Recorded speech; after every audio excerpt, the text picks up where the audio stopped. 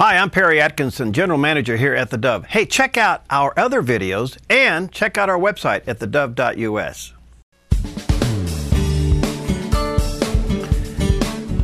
Well, are you a scientist and do you believe?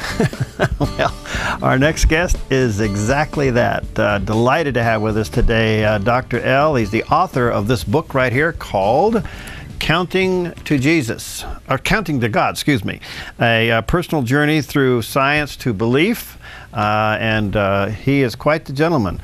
Grew up in Connecticut, graduated early from MIT, where he double majored in math and physics. He then obtained a master's in theoretical mathematics from the University of Maryland, and he now has this book out, which is the story of his journey from science to faith. Douglas, nice to have you, my friend. How are you today? Oh, I'm great. Thank you so much. Thank you. Well, quite interesting. Give us a little bit about your personal journey. Well, I was an atheist in high school, and I was an atheist through college until my son was born in my early 30s. And my wife said we need to get him baptized. So I didn't figure that I needed the battle. So I said, okay. And it hit me when I went to church, there's something there. So I've spent 30 years trying to figure out whether science and God are compatible, and I think the answer is definitely yes. I lay it out in my book. Wow. So you deal with the subject of intelligent design, and as a scientist, how did you come back on that? Well, I started in cosmology, but I had to teach myself molecular biology, and there is so much information hidden in all life, in the origin of life, and in every species. And the evidence is overwhelming. I mean, I'm not sure how to summarize it very quickly. Well, how did you process through your brain? Because you're trained to think the other way, and I would assume in college you were given pretty much the evolutionary theory. So, what clicked? Right. What was the one thing that began to head you in the another direction? Well, I read this book. And I learned that the machine parts in our bodies called proteins are made by linking together amino acids. There's 20 of different kinds of those. And these machine parts are typically hundreds of amino acids long. Think of amino acids like a letter in a sentence or a paragraph.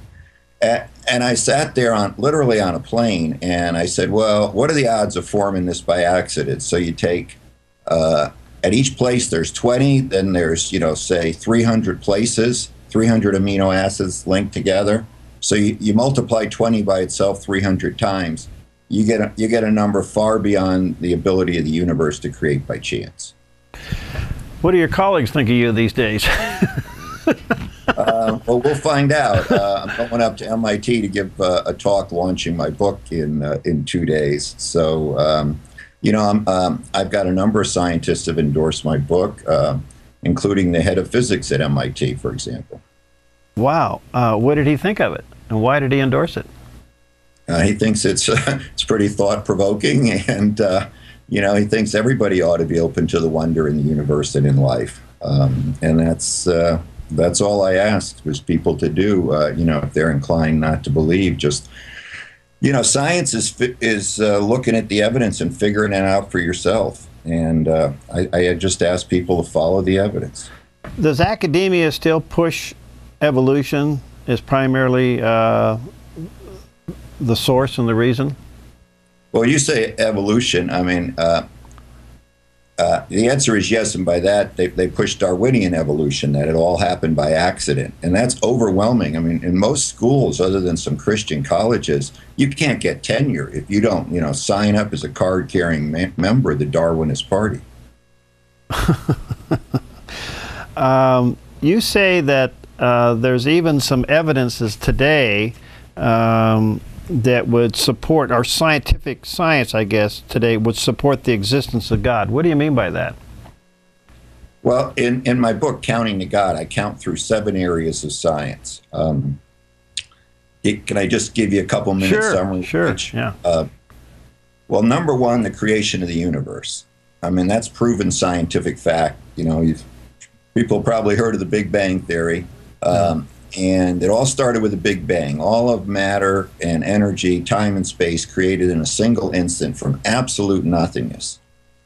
That's count number one. Count number two, it's all very finely tuned to make life possible. I mean, one scientist has written, the precision like you threw a dart and hit a tiny bullseye at the other end of the universe.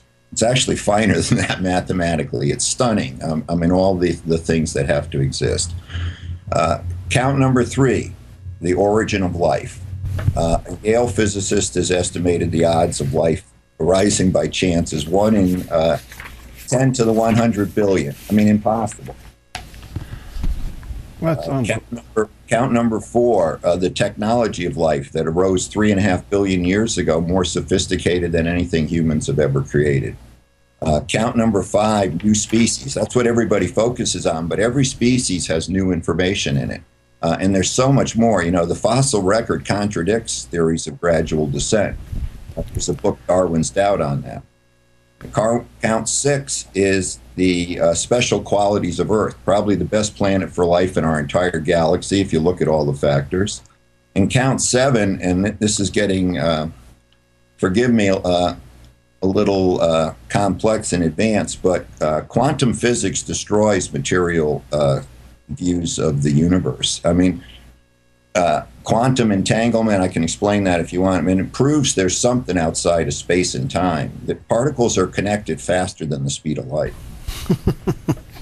What did you do after your conversion, if I can say that? What did you do with the book of Genesis? Well, you know, the book of Genesis makes some scientific claims. You know, in the beginning, God created the heavens and the earth. And so I looked at the scientific parts of the book of Genesis, and I found them strongly supported. That's got to be a real conflict with some of your scholar colleagues. Oh, it's a huge conflict. I mean, you know, some of them, you know, I mean, I've heard quotes to the effect that, you know, anybody who doesn't believe in Darwinian evolution is I think it's crazy and stupid or insane. So, yeah, right. You know, and there's all this nonsense out there. What I'm going to MIT for is to ask for open mind. Good for you. People will look at the evidence. When is that? When are you doing that, Douglas? I'm doing that Wednesday, 1 o'clock. You know, this is my mission. Other people go to Africa, and I commend them on that, but this is my mission in life. And it's going to be available, the video will be available on our website, countingtogod.com. I can't give you a date for that, but it'll be out there. I'd like to have you back after the experience, just see how you did. Yeah. What do you do with the flood? And you mentioned it, the aging of the Earth. I mean, if you go to the Grand Canyon, how do you look at it now with all the layers? Well, you know, everything in my book is, I think, neutral to this issue of the age of the Earth. Although personally, I'm an old Earth person, but it doesn't matter whether, to me, the scientific evidence for God. So. How has this changed your life?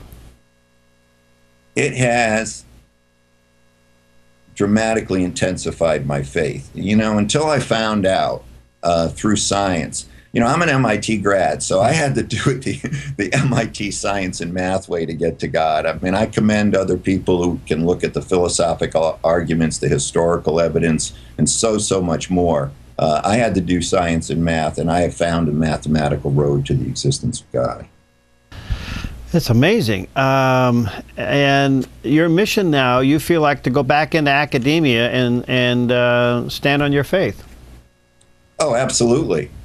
You know, I've got to get the word out. I think so many people, I mean, very smart people in today's society are intellectually persecuted. Right. Wow. You know, they want to believe, but they hear all this nonsense all the time that science is contrary to God. And, you know, I want to help those people out. I want to help them with their faith. Good for you. I've always said whatever God saves you from or brings you through, he turns you around and makes you a minister too. Yeah. That certainly is the case. Do you think that there is openness in academia for a guy like you. I think so. And don't get me wrong, it's going to be a tough sell. But there are hundreds of scientists who have signed, for example, this Descent from Darwin list. And it would be thousands if it weren't that, you know, many of them would get fired from their jobs for signing. So, you know, and I think it's great of an institution like MIT. I mean, it doesn't have to be accused of being a bad scientific institution. I mean, they can be open to the truth. Wow. What did you think of the movie Expelled? Very powerful. It was. Did that help you? Absolutely. Absolutely. I mean, there's so much out there like that that is very, very helpful. Wow. Well, listen, I'm fascinated by this. I'm just so pleased that the Lord's called you back into this, because you can be a gentle giant in the midst of all of that, and commend you on your book. And let's talk when you get done with with your home going to MIT, just to see how you weathered the storm there. But you never know. You know, if you convert one or two, the mission's been well worth it. Absolutely. You know, I put the word out there, and now it's up to God to help me spread it. But and any one person that I can help with their faith, I mean, that would make the book a success in my view. Oh, I really enjoy your spirit. That's wonderful. Well, we'll be praying for you, and let's talk on the other side of your experience, okay? I'd love that. Thank you very much. All right. The book is called Counting to God, A Personal Journey Through Science to Belief. Douglas L. Get a copy of it. There's a picture of it on the screen. Check it out at the bookstores. We'll be right back.